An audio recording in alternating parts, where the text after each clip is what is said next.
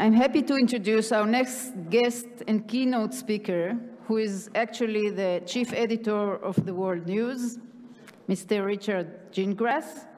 Gingras is the vice president of news and social products at Google.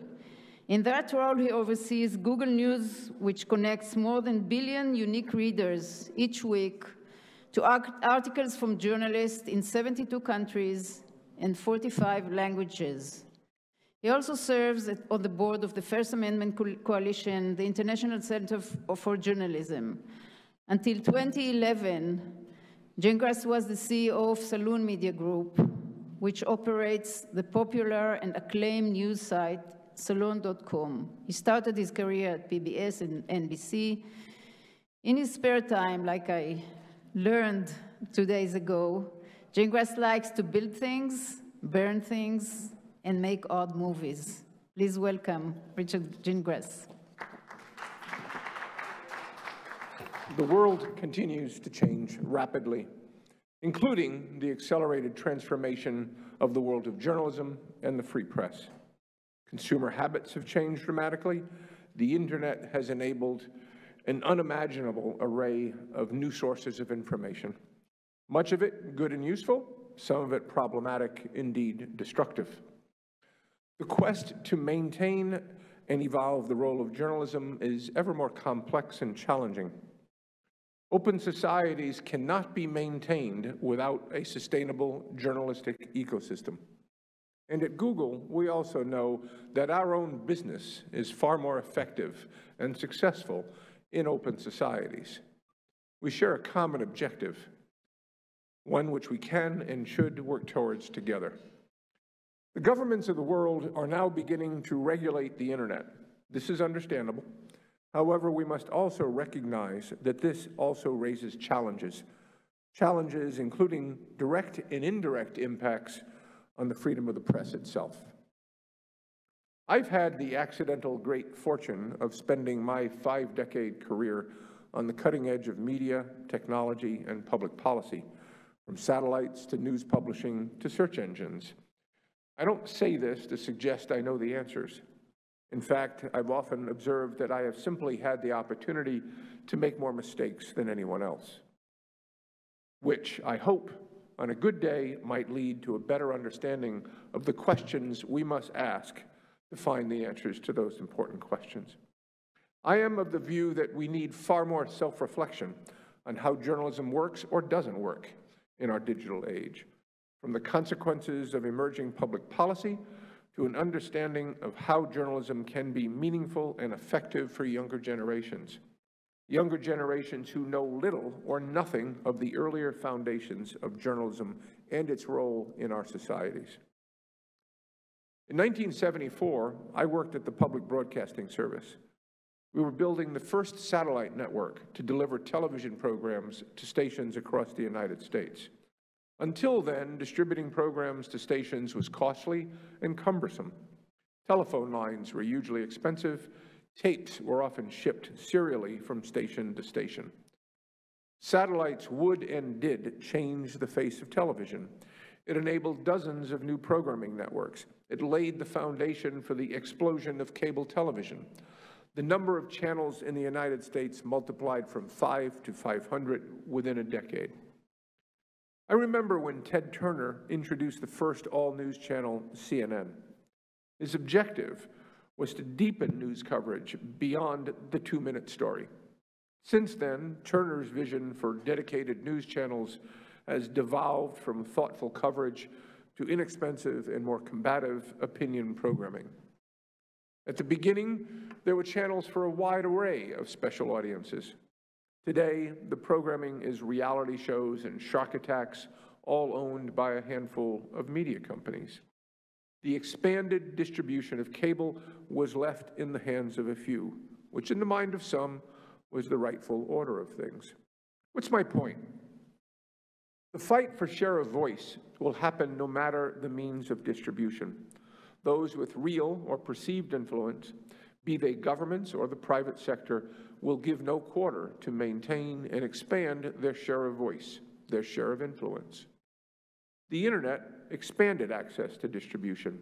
It lowered the bar, eliminated the friction for any voice seeking an audience. The audience might have to find you, but you can be found. Word can be spread. New audiences can meet new voices. It was the dream of free expression purists. At the dawning of the internet, many, including me, were optimistic. We believed the more free expression, the better. We believed our better angels would win, but we learned there was a dark side. We're not all angels. The internet enabled challenging and problematic behaviors. Understandably, governments are starting to regulate the internet, typically with good intentions, but often with unintended consequences that potentially damage the free expression and openness of the internet itself. Which leads to the fundamental question we face. How can we assure that evolving internet policy will enable an open and diverse press and not reinforce a specific political interest or prop up a legacy industry? I fear the open internet is slipping away from us, that our 25 internet years enabling the penultimate model of free expression was an aberration. The challenge of problematic expression can't be ignored. However, it's essential we understand and balance the risks to free expression itself. The slope is slippery. Some participants in the policy discussion see the internet as a threat to their share of voice, their share of influence. They'd rather turn the internet into a distribution environment like those that enabled their earlier success, where share of voice went to those with power and influence to command distribution. They would rather see more friction between new voices and the audiences they seek. They would prefer to see core concepts of free linking and fair use curtailed. They may campaign with noble words, but the bottom line is a desire to maintain prior dominance, to constrain the openness of the web, to reduce the diversity of voices it enables. I urge close attention. I urge journalists reporting on internet policy to dig beyond the memes, to not be blinded by short-term self-interest. The stakes are high for the future of journalism and for the future of open societies. We at Google support thoughtful internet regulation, to be clear. We only hope that it respects these key principles. Protect the open web and the open internet and the free expression it enables, and not a closed distribution system favoring the few. Enable a diverse free press, and protect against undue government influence that imbalances the news ecosystem. We trust regulation to have its intended effect, but I think, as we know, we should analyze the fine print. Will legislation that purports to address misinformation be effective while creating wide exceptions for politicians or any spin master calling themselves a journalist? Will legislation proposed by legacy interests seeking a return to their era of dominance constrain the open web and the opportunity it presents for a more diverse free press? The world has changed. More than ever, societies need quality journalism to understand their world and express their roles as citizens. The internet overwhelms us. It continues to change, click by click, with every glob of media it spits out. From the sweet memes of social networks to an endless array of opinionators and influencers. From the helpful tutorials and inspired dreams of video creators to hucksters and propagandists. From snapshots of cute grandkids to doctored photos of false righteous indignation. From thoughtful forays into innovative digital journalism to astroturf journalism funded by who knows who. It's a complicated media ecosystem composed of frightening simplicity. Our culture, our politics, and news reduced to memes and 280-character sound bites lacking context and substance. Our world is twisted and torqued by daunting cultural memes we are induced to amplify, by bad ads offering false remedies, by politicians igniting the fears that he or she pledges to extinguish.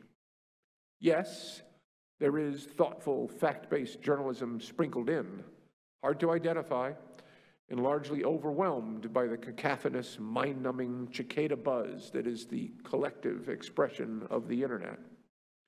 How does journalism perform its critical role in the midst of all that? How might we better understand how journalism is perceived in the societies we serve? Do our audiences understand the role of journalism? Do they know which sources to trust with their precious time and money? Is the explosion of inexpensive but popular opinion smothering the credibility of fact-based coverage? Is the drift towards partisan news making the problem worse? Do they understand what we think they understand? News sites seek subscriptions and memberships, making earnest pledges about the virtues of quality journalism. What small percentage of our societies understand any of that? Yes, we can demand more media literacy, but telling us 20 reasons we should eat more broccoli and less pizza is not enough. We need to explore new recipes for an enticing and healthy journalistic menu. How might news organizations better understand the needs of their communities? I ask publishers often these days what research they do. Typically, the answer is not much or none, or it's we study our logs, we analyze the traffic and our usage. Okay. But that says nothing about those who don't visit, nothing about what the audience values. One friend, a managing editor, told me, I understand what my readers want. I wasn't about to pass judgment on my friend's wisdom, but I did ask. Don't you expect your reporters to ask many questions before deciding what they know or don't know about an issue? So why not do the research? What information do communities need on a daily basis? What will build ties with the community? What will they value and what will they pay for? Do they respect your work? And why do they or not? I work with emerging local news outlets around the world. I think there's reason for hope. Cityside, a nonprofit in California, and City News, a for-profit in Italy, have found sustainable success. They engage with their communities and understand their information needs. Their success is an opportunity that many local news entrepreneurs can benefit from. Accountability journalism is critical to the role of journalism, but it's important to address a community's broad information needs. Community events, local sports, obituaries. It's this service journalism that drives engagement, builds community ties, enables local advertising, and expands the audience for the accountability journalism they do provide. As David Walmsley of Canada's Globe and Mail noted, might we underpin the high church work with respect for all of a community's information needs? We've been working with emerging local news outlets around the world. We recently funded 37 local news research projects with our North American Innovation Challenge.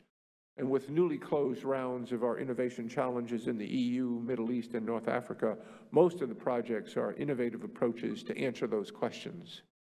I expect we'll learn a lot. How can journalism rebuild trust? 8 years ago, I joined Sally Lehrman to call for a focus on the declining trust in journalism. With the Trust Project, Sally has generated research and assembled principles and playbooks for news organizations to approach new approaches to transparency and trust. The Trust Project works with hundreds of news organizations around the world. But as Sally would admit, there is more to learn, more to do. Ulrik Hagerup and the Constructive Journalism Institute in Denmark pursues a different angle, rethinking the models, the formats, the linguistics used in our journalistic work. The word constructive is key. It's not news that makes you feel good.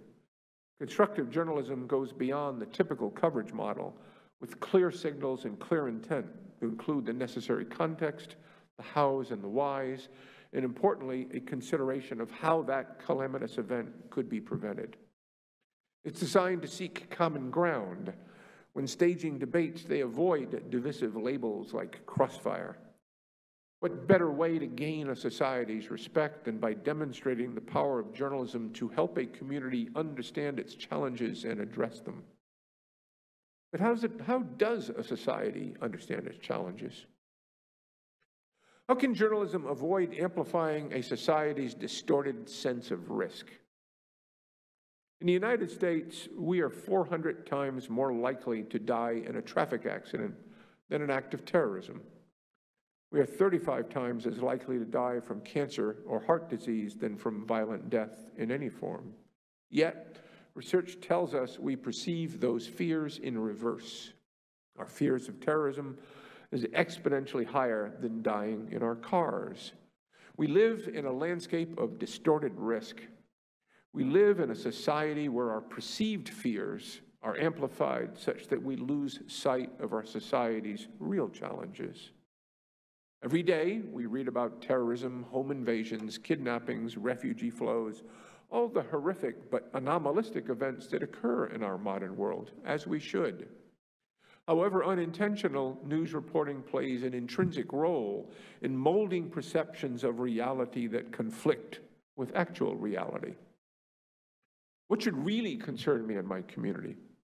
If I enter a polling booth with a distorted sense of societal risk, might that not skew how I consider various issues or candidates? If we believe the role of journalism is giving citizens the information they need to be informed citizens, might we provide more context? Was there a trend of home invasions, or was it a rare occurrence? Can we close the gap between irrational fear and rational fear? And we build a foundation of statistical knowledge to help provide context. In the United States, Google started a project called Common Knowledge. It's an expansive corpus of data on thousands of topics across the United States. We're working with newsrooms like those of McClatchy and many others to make it easy for journalists to embed a nugget of data-driven context to distinguish a disturbing anomaly from a dangerous trend. How do we empower journalists with better tools? In the digital world, knowledge is often hidden in data, and data often hidden behind technical complexity. Can new tools allow reporters to pursue investigations that otherwise are impractical or manually daunting? The Panama Papers and Pandora Papers are extraordinary examples of high-impact journalism that's data-driven. What makes the work of the International Consortium of Investigative Journalists doubly impressive is how they've empowered collaboration across newsrooms. I happen to sit on their advisory board, and it's been extraordinary seeing how they've developed and evolved and grown.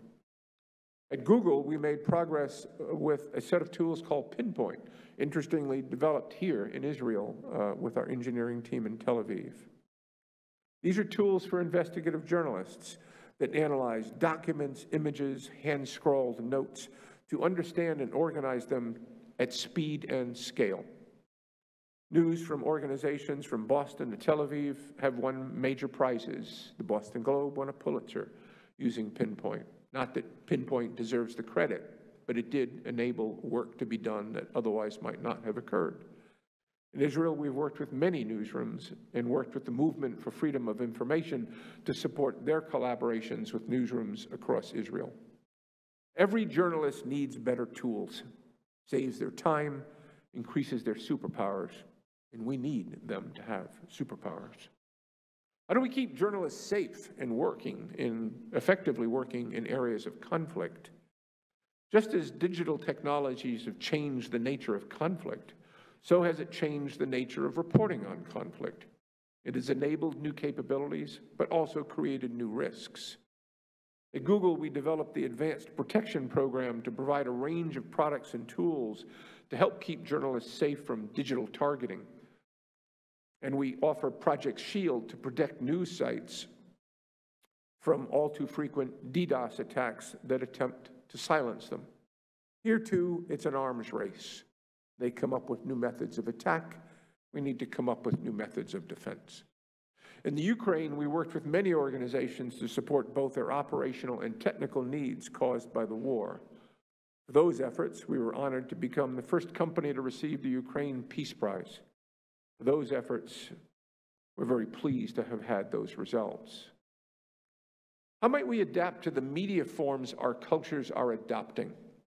The underlying assumption of a democratic society and the profession of journalism is this: if we express our ideas with the right words, the right logical arguments, and if enough people read those words, then our democracies will be effective. The world will be a better place. Again, the internet and new media forms have rearranged social, political, and cultural structures. We see it with social media. We see it with short-form video. The messages get shorter, an inescapable progression or digression, as it were, of how we communicate, of how we understand the society we live in. We can't ignore it. Kevin Munger argues that forms of human conversation have an overwhelming influence on what ideas we can conveniently express.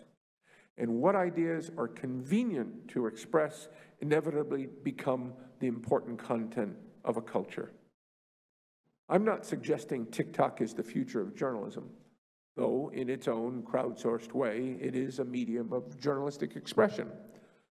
We need to adapt to the language constructs of our time.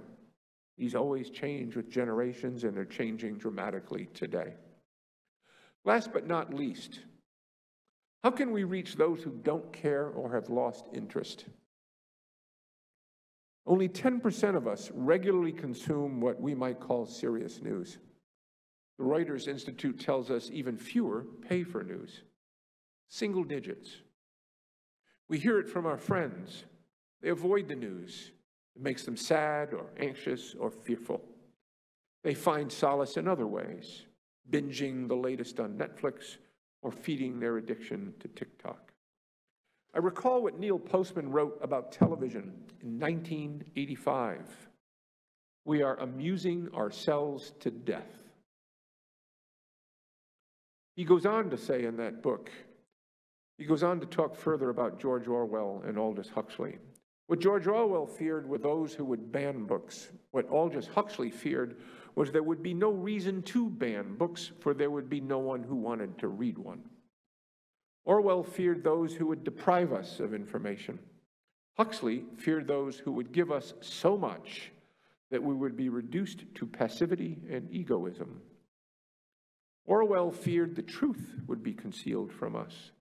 Huxley feared the truth would be drowned in a sea of irrelevance.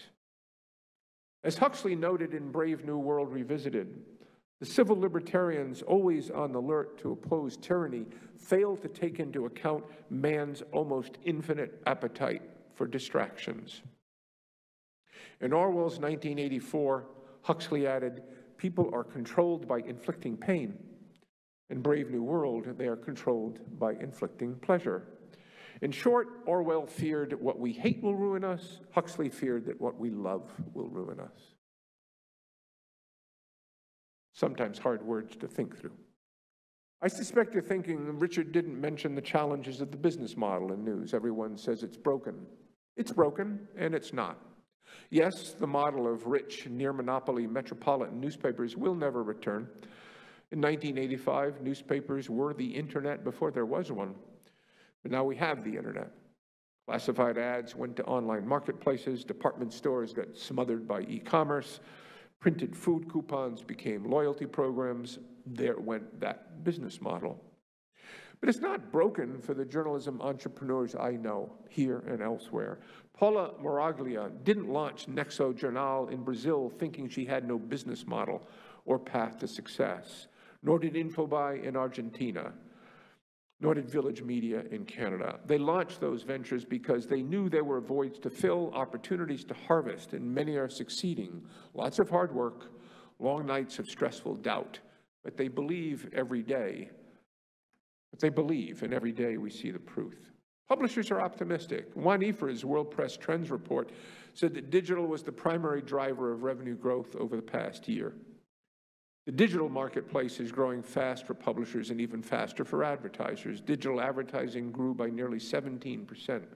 Digital reader revenue by 14%. And editors agree. Take the UK as one example. John Witherell, editor of The Times, said, It's not true that tech giants are killing us. Good journalism does not need saving, it's thriving. El Confidencial grew to 20,000 subscribers in 6 months, the best results they'd seen in 20 years. And Schibsted in Norway saw unparalleled growth in digital media subscriptions with 880,000 digital subscribers across their Norwegian and Swedish brands. It's no longer a question of whether news ventures can succeed. Now it's about sharing those formulas with those who have succeeded. How do we scale the success of some to many? With every advance in media distribution, there was an early phase of exploration, failure, success, evolution. Then it became clear what the models were. It became clear what would work in local radio, or in their time, alternate weeklies. We're now at that second phase, I think, in the digital world of news, where successful models can be propagated. Yes, I asked no questions specifically relating to the business model, because every question I've asked is critical to a successful news organization, both journalistically and financially. They're foundational. The answers are the path to success, whatever the answers might be. It was one of the great Greeks who said, "Our open societies, our democracies, will be destroyed by the freedoms we enable." Wise words, terrifying words. They hit a little too close to home. The political sphere has adapted to the capabilities of the internet to speak to voters, to build political alliances far more quickly and effectively than the world of journalism. We see the impact around the world. The trend is concerning, as concerning to me and to Google as it is to you. Right? What, 15 democracies of elected authoritarian leaders? As I noted, Google's success is greatest in open societies. The impact of journalism is also greatest in open societies and necessary to their maintenance. We have common objectives. We have a common sense of mission. It's why I'm passionate about the work that I do. When journalism succeeds, we all do better. Our commitment is stronger than ever. We want to do more. We will do more. And I think through trusted partnership, we'll get there. We need to innovate together because the world will keep changing. We need to address change together. We need to understand how each other works and how we can achieve mutual benefit. We're in this together for the long term. I'm in this together for the long term. And I hope you'll be there with me.